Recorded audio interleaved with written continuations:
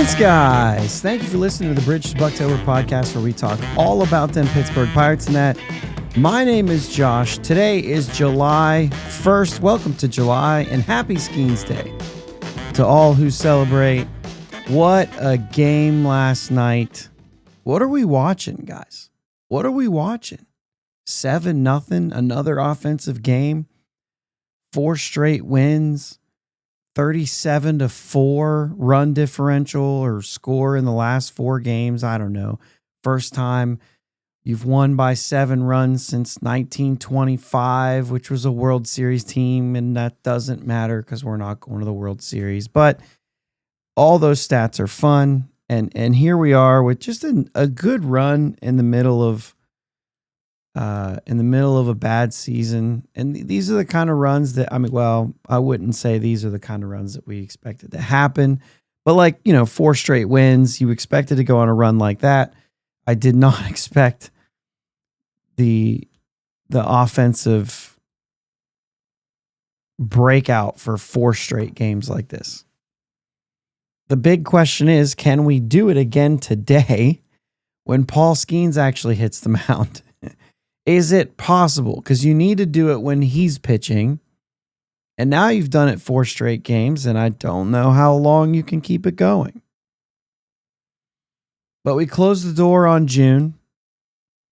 And so we're going to talk a little bit about that. Before we talk about the game last night and a couple June notes, a couple minor leaguers moving up. And I just felt like bringing this up. Esmeralyn Valdez and Omar Alfonso going from high A to double A. Just a quick note on these guys. We talked about Esmeralyn Valdez before, and he was hitting a lot of home runs. He had 20 home runs so far this season in 72 games, 303, 385 on base, 977 OPS, 18 doubles to go along with those 20 home runs. Outfield, mostly in right field, played a little bit of first base as well. 21 years old. Omar Alfonso, the catcher, also 21. Also played a little bit of time at first base, but 67 games for him, 11 homers, 829 OPS, 9 doubles, a 389 on base. So, a couple 21-year-olds moving up to double A, and there's movement. And every time there's movement like that, it gets a little bit exciting. So if you haven't heard of those two guys, maybe put them on your radar, because coming into this year, I think Valdez is a big one who's kind of like, oh, maybe we should start paying attention. So let's talk about last night's game. Andrew Heaney, fantastic. Walks the first guy, although he probably shouldn't have. There was a pitch on the edge that he didn't get the call on, that maybe would have changed that at bat pretty drastically. Instead of 2-2, it went to 3-1. But either way, he took a no-hitter into the 6th inning and pitched into the 7th. Final line, 6 2/3, 3 hits, 1 walk, 7 strikeouts. And the Pirates took care of everything else. Let's not jump ahead, because Sugar finished this game 2 1/3 on only 27 pitches, 1 hit, 1 strikeout. So that's pretty big. Relief pitchers in the month of June. This will be our first little June stat. Relief pitchers, 2.48 ERA. Starting pitchers, 3.91 in June. So just a good month overall for this team, as you see things kind of trending in the right way for the Pirates. And not all of June was pretty, but the ending numbers you're going to see, there's some things that may even surprise you. The Pirates score another 7 runs. Spencer Horwitz, leading off in this one, leads off with a home run.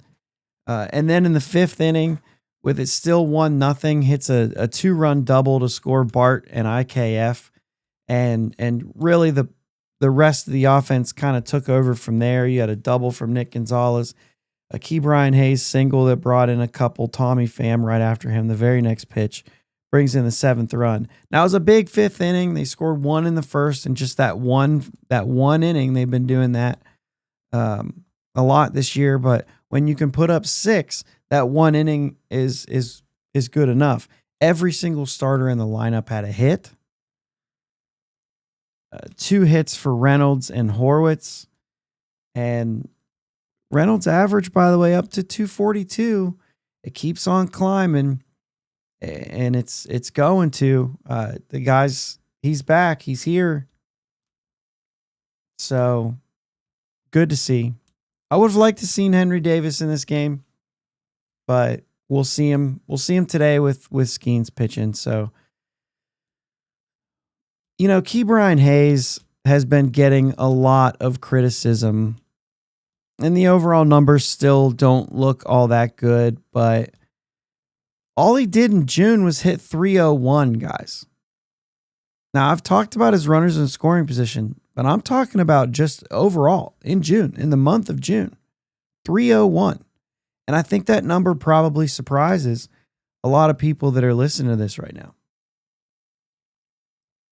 The slug is still only 373.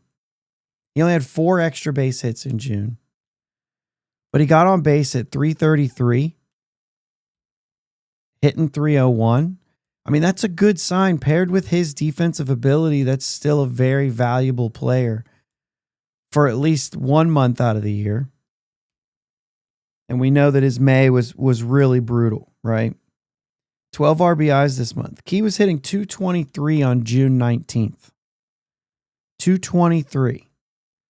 He's now hitting 246. And that's because of a 9-game hitting streak that he's had going on.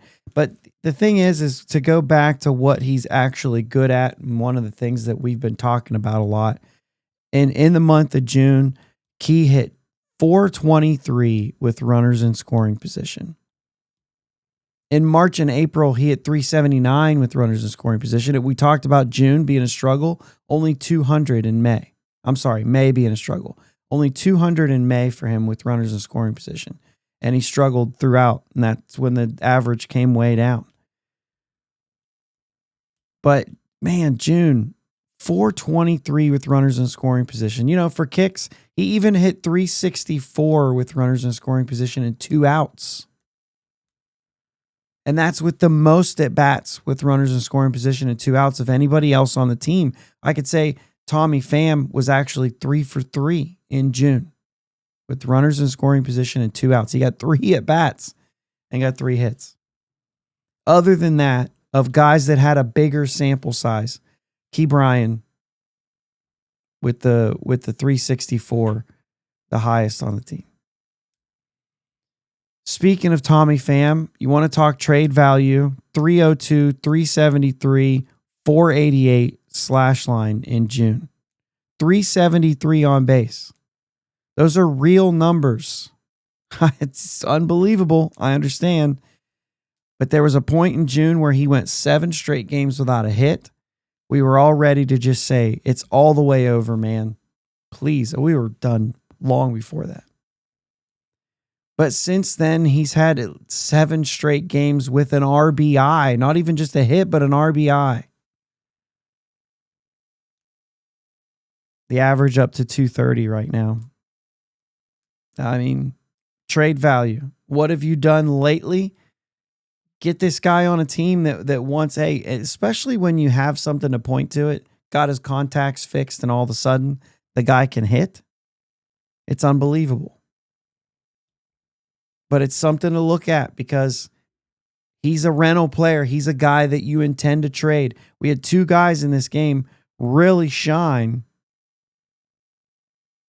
with Heaney pitching and Pham. I mean, really, Pham just was 1 for 4, but he had the RBI to make it 7 and make it 7 straight games with an RBI for Pham. So, like, you're talking about those. IKF, another one who's on the last year. A rental player that you might be able to trade. He made the play this weekend defensively that was really good. He continues to be what he is at the plate, hitting around 275-ish. And he'll keep doing that. And if he's a part-time player for a contending team, there's some value there. There's some value for a team there. I don't know how much. I don't know what you're going to get. You're not getting a major league bat for these guys, but you might be able to still get something with some upside. Someone with some upside. Couple other notes for the month of June. Nicky G, 343 on base while hitting 297. Strikeout percentage at 14% for Gonzalez. Spencer Horwitz, 349 on base while hitting 286 for the month. And you look at Gonzalez, who's hitting 298. I mean, obviously missed a huge chunk of the year, so the numbers aren't all that different. But Horwitz now at 258 after his 2 hits and 3 RBI in this game. The Pirates still aren't hitting enough home runs, but we got 4 home runs in the last, or 5 home runs in the last 2 days. So maybe that continues somehow. This homestand has been unbelievable. But you've got some guys with some numbers that you can look back at the month of June and say, all right, they're playing better baseball. Overall, the Pirates were 1 game over 500 in June. Right? 14 and 13. How many games did they play? 20. You get the idea. 20. I think it was 27 games. So I think it's 14, 13. To make this a Don Kelly thing, it takes some time to see the results of what a manager is putting into place. And here we are. We've got the results kind of there. I think they're close to 500 overall with Don Kelly, but the month of March, you're going to be 14 and 13. You're just a little above it, a little above the 500 mark. They can continue to do that. I mean, obviously with a week off, I think there's 23 games or so in July. You've got an opportunity to do that again.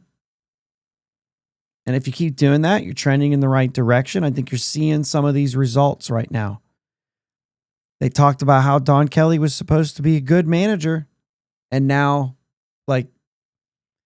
you just have to wait. You have to see how that goes. I mean, I'm even saying that I'm kind of holding off a little bit on Matt Haig because it takes time.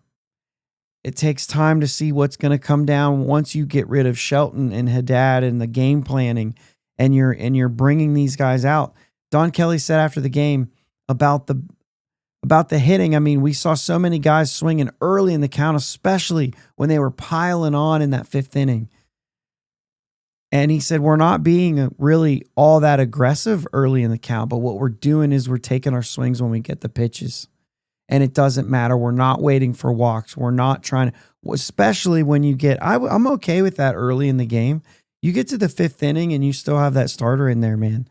You've got to be aggressive, but aggressive in a smart way to say that we're looking for a certain pitch early.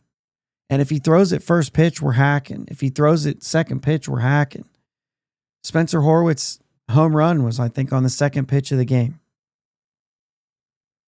Actually have it in front of me. I can find that out. Yeah, 1-0 pitch, home run, just like that. So you're able to attack early because they're throwing the pitch early.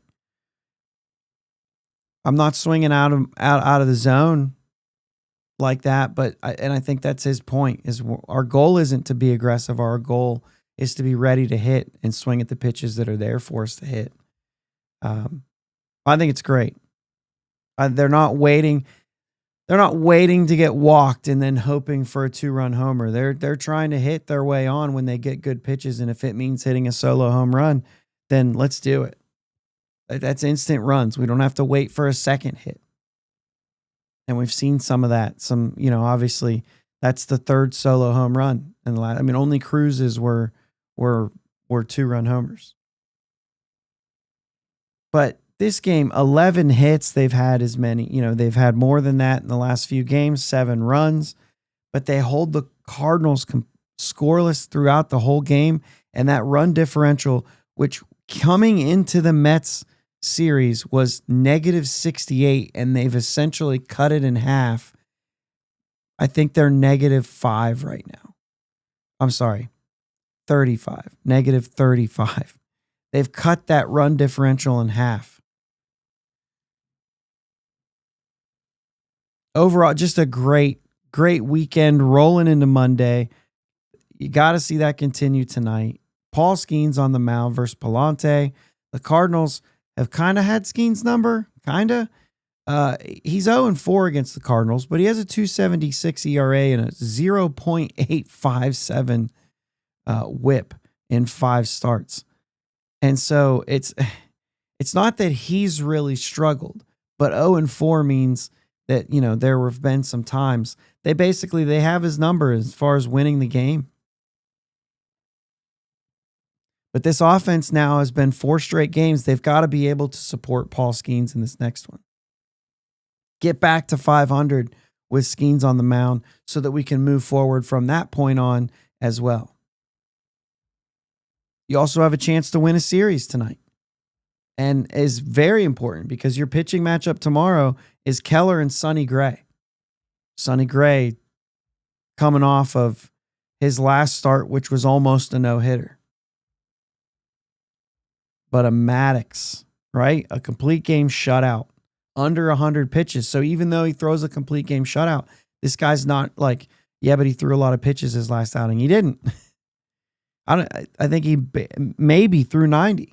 I think it was 89. Don't quote me on that. I don't really remember. Be nice to see this team keep the streak going, keep the offense clicking, start July off on the right foot. You've got an opportunity to win a series. And then going into possibly another sweep. Could you sweep a homestand? I mean, they're in position to do that right now with Skeens and Keller coming in the next 2 games. Let's see if they can get a win tonight. Just absolutely fun baseball by the Pittsburgh Pirates right now. A lot of fun, a lot of good stuff happening. We'll see how long it lasts. Thanks for listening. We'll have another one back here tomorrow to talk about whether or not they did win that series and so on. Appreciate you guys listening. Let's go Bucs. Thanks for listening to the Bridge to Buctober podcast. Subscribing to your platform of choice is the best way to be notified for new episodes. And now, new episodes every weekday. Remember, live shows with my dad and Uncle Jake are Sundays at 9 p.m. Subscribe to the YouTube channel and join them in the live chat every Sunday. Follow them on Twitter, Facebook, and Instagram at Bridge2 Buctober. Clear the deck, cannonball coming, and let's go Bucs.